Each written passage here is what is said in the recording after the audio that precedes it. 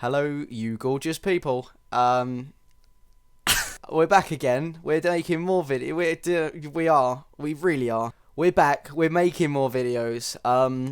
So I reached out to Twitter and asked I asked a question of whether there was any topics that people actually wanted me to talk about rather than me pick it myself.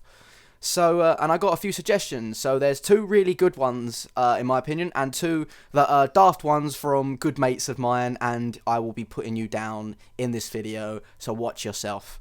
Firstly, the first tweet that I got as a suggestion, which was from Eloise, so thank you very much, Eloise. Price of healthy food compared to unhealthy food. Now, I have considered this for quite a long time, actually.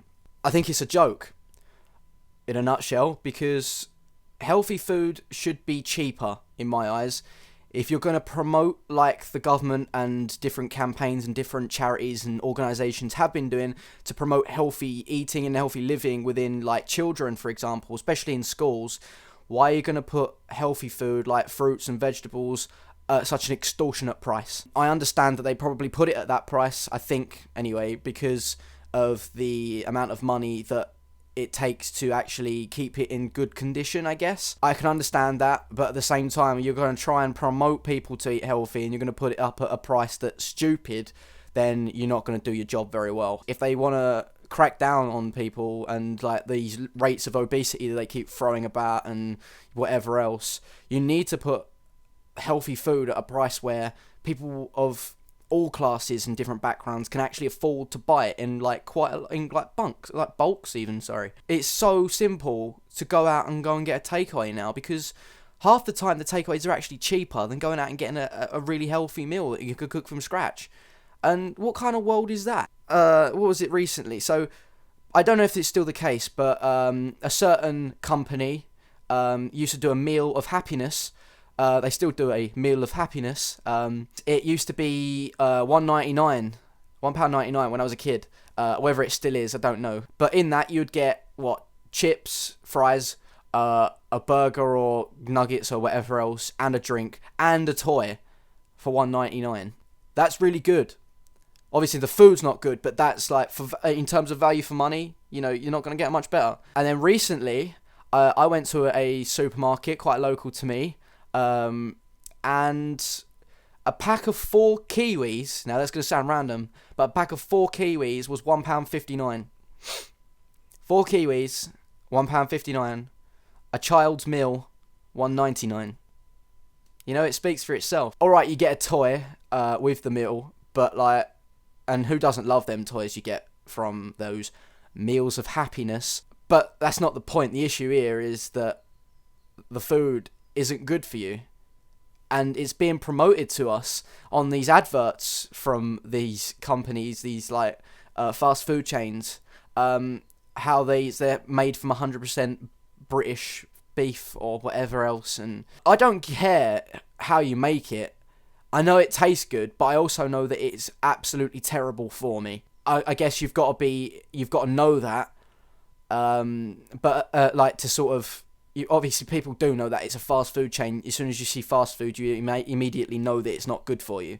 But sometimes you have to resort to eating fast food because the prices of healthy food are just too high. Yeah, hopefully that's gave your topic a certain level of justice. The second tweet that I got, I'm going to have to keep looking because I do keep forgetting. How unis tend to cram everything in to the final term and you're all suicidal. Thank you very much, Stevie, for your topic, by the way. I am at university, as many other people that I know.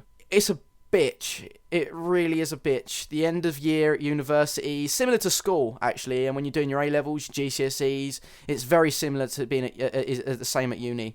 The whole system of exams, coursework, I just think is just shit, in a nutshell. I understand why you do it. The whole premise of it, it's obvious why you do it. You don't get grades if you don't do it. But like I've said before, I said it in my school rant video as well. I don't agree with exams. Exams don't agree with me either. I'm crap at exams and whatever else. But universities do that a lot.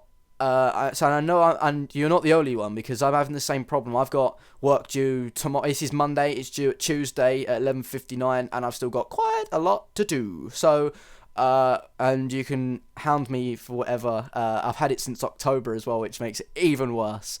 So yeah, they do cram a lot into the final sort of end of year, if you will. I'm only in my sort of first year. I've been there 2 years, but I done a foundation course, so my first year technically is coming to an end soon, if not now, actually. I have 2 blogs to finish and 2 essays, one of 2,000 words, one of 2,500 words. Now, for some people, they can do that like that, which is fine, and fair play to you. When you get to it, at the end, the tail end of the university year, sometimes for me particularly, I don't know if it might be for other people as well, you just can't be arsed. It's like, we all know why we're there. We all want to get a good degree to give us good job, good income and stuff like that. We all know why we're there, but the tail end of the year, summer's just around the corner, and we've had so much shite throughout the whole year, and then you just go and lob a load of work at us to do, and you're bang out of order for doing that. Universities across the country, you're bang out of order. So yeah, like I say, I've got a lot of work as well, and I know I'm not the only one that has a lot of work to do in this time. But you're right, it doesn't make me suicidal, but I guess you're only joking and being sarcastic and whatever else. It does get to you. It does get to you. It's stressful. It's very stressful, and like I say, people doing GCSEs and A levels, you'll know exactly the same. They big you up all year. You're just taking it nice and slow, steady pace in your lessons and whatever else. And then like 2 weeks before your exam, they go, right, the exam's coming up. Let's get this revision sorted. You're going to come in for 5 hours after school time and do this. And you're there until like 8 o'clock and you're missing dinner and you're getting phone calls from your mum saying, where are you? And you're like, they're keeping me in here like a prison. Thank you for your thing. Hopefully that, again, does it sort of justice. Now on to the stupid ones. So the first stupid one I got was from a good mate of mine who says, would personally like to hear your thoughts on why I haven't been considered, not me, him, hasn't been considered for the DM role given my recent form. First of all, fuck you. For anyone who doesn't understand that, the DM role is defensive midfield in football or soccer or wherever, you know.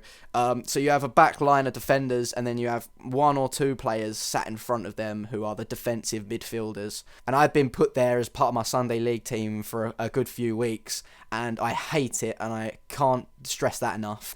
And I went out yesterday for a bit of football and it seemed to be a running theme of a joke. And which my response is, go fuck yourself.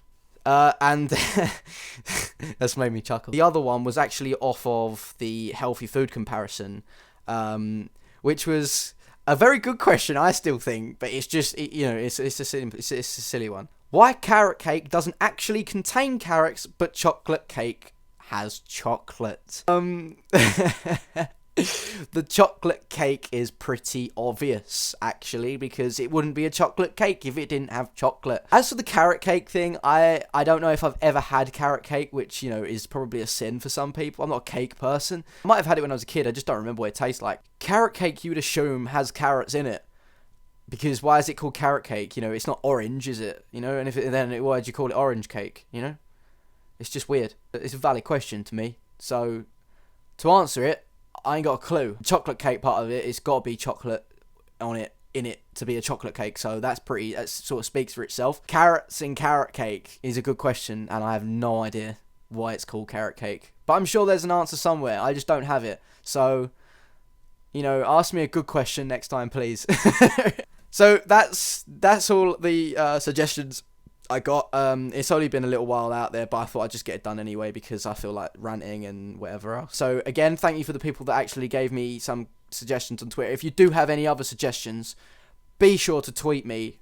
My Twitter will be in the description, and if you know me, hopefully you've already got me on Twitter because there's going to be some issues if you haven't. If you like the video, please like the video. It would be brilliant. If you could share it, that's even better. I'd like to thank you for watching the video, and I will be sure to make another video soon. So on that note, I will see you next time. Adios.